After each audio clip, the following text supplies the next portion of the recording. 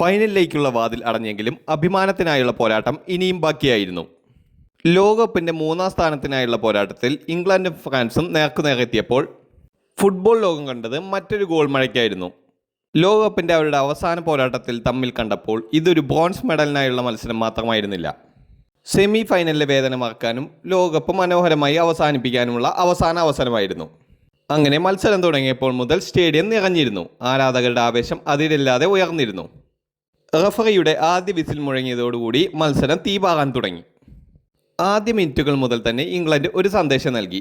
ഇന്ന് ഞങ്ങളാണ് കളി നിയന്ത്രിക്കുന്നത്. മധ്യനിരയിൽ ഡെക്കാൻ റൈസ് പന്ത് സ്വന്തമാക്കി കളിയുടെ താളം നിയന്ത്രിച്ചു. അധികം വൈകാതെ തന്നെ റൈസിൻ്റെ ഗംഭീര ഫിനിഷിങ്ങിലൂടെ ഇംഗ്ലണ്ട് ലീഡ് നേടി. ഫ്രാൻസ് ഞെട്ടിത്തകർന്നു. ആ ഗോൾ നേടിയ ആത്മവിശ്വാസം ഇംഗ്ലണ്ടിനെ കൂടുതൽ അപകടകാരികളാക്കി. ഫ്രാൻസിൻ്റെ പ്രതിരോധത്തിൽ ചെറിയൊരു പിഴവ് കണ്ടെത്തിയ എസ്രി കോൺസെ അവസരം പാഴാക്കാതെ ലീഡ് ഇരട്ടിയാക്കി. സ്കോർ 2-0. ഫ്രാൻസ് തിരിച്ചടിക്കാൻ ശ്രമിച്ചുവെങ്കിലും ഓരോ നീക്കവും ഇംഗ്ലണ്ടിൻ്റെ പ്രതിരോധം തകർത്തു. അവിടെ നിന്ന് അങ്ങോട്ട് മുഴുവൻ മൈതാനവും കീഴടക്കിയത് ഒരേ ഒരാളായിരുന്നു. ഇംഗ്ലണ്ടിൻ്റെ സാക്ഷാൽ സൂപ്പർ താരം ബൂക്കോ സാക്ക. ഇടത് വിങ്ങിലൂടെ കുതിച്ചെത്തിയ സാക്ക ആദ്യം ഒരു തകർപ്പൻ ഫിനിഷിങ്ങിലൂടെ 3ാം ഗോൾ നേടി. അതോടെ ഫ്രാൻസ് പൂർണ്ണമായും സമ്മർദ്ദത്തിലായി. പക്ഷേ സാക്ക അവിടെ നിർത്തിയില്ല. വീണ്ടും അതേ വേഗത്തിൽ പ്രതിരോധം മറികടന്ന് തൻ്റെ 2ാം ഗോളും നേടി. ഹാഫ് ടൈം വിസിൽ മുഴങ്ങുമ്പോൾ സ്കോർ ബോർഡിൽ തെളിഞ്ഞത് 4-0.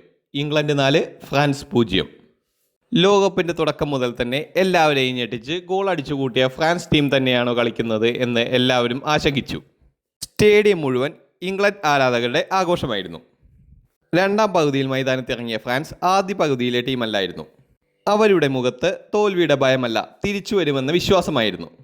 ആ വിശ്വാസത്തിന് നേതൃത്വം നൽകിയത് അവരുടെ സൂപ്പർ താരം കിലിയൻ എംബാപ്പെ. തൻ്റെ അസാധാരണ വേഗതയും കൃത്യമായ ഫിനിഷിംഗ് കൊണ്ട് അദ്ദേഹം ആദ്യ ഗോൾ കണ്ടെത്തി. കുറച്ച് നിമിഷങ്ങൾക്കകം വീണ്ടും 2ാം ഗോൾ നേടി ഫ്രാൻസിന് പ്രതീക്ഷ നൽകി. എംബാപ്പെ അറിഞ്ഞു കളിച്ചതോടുകൂടി ഇംഗ്ലണ്ട് ആരാധകരുടെ നെഞ്ചിടിപ്പ് കൂടി. 4 ഗോളിൻ്റെ ലീഡ് പോലും സുരക്ഷിതമല്ലെന്ന് തോന്നിയ നിമിഷം ഫ്രാൻസ് വീണ്ടും ആക്രമണം തുടർന്നു.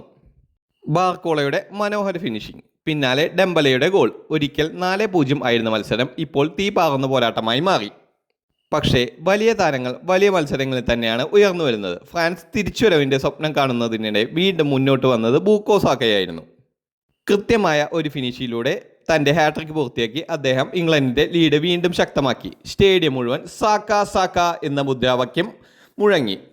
അതിനുശേഷം അവരുടെ സൂപ്പർ താരം ബെല്ലിംഗ്ഹാം കൂടി ഗോൾ നേടിയതോടെ ഇംഗ്ലണ്ടിൻ്റെ വിജയം ഉറപ്പായി. അവസാന വിസിൽ മുഴങ്ങുമ്പോൾ സ്കോർ 6-4. ലോകകപ്പിലെ ഏറ്റവും കൂടുതൽ ഗോളുകൾ പിറന്ന മത്സരങ്ങളിലൊന്നായി ഈ പോരാട്ടം മാറി. ബ്രോൺസ് മെഡൽ ഇംഗ്ലണ്ടിന് ലഭിച്ചു. പക്ഷേ ഈ രാത്രി ഓർമ്മിക്കപ്പെടുന്നത് മെഡലിനേക്കാൾ കൂടുതൽ ബൂക്കോ സാക്കയുടെ അത്ഭുതകരമായ ഹാട്രിക്കും അവസാന നിമിഷം വരെ കീഴടങ്ങാൻ തയ്യാറാകാതെ പോരാട്ടം നടത്തിയ എംബാപ്പയുടെയും ഫ്രാൻസിൻ്റെയും പോരാട്ട വീര്യം കൂടിയാണ്. ഫൈനൽ കളിച്ചില്ലെങ്കിലും ഫുട്ബോൾ ആരാധകർക്ക് ഫൈനലിനേക്കാൾ വലിയ ആവേശം സമ്മാനിച്ച മത്സരമായിരുന്നു ഇത്. ലോകകപ്പ് അവസാനിക്കുമ്പോൾ എല്ലാവരും പറഞ്ഞ ഒരേ ഒരു വാക്ക്, ഇതാണ് യഥാർത്ഥ ഫുട്ബോൾ. അങ്ങനെ ലോകകപ്പ് അവസാന ഘട്ടത്തിലേക്ക്.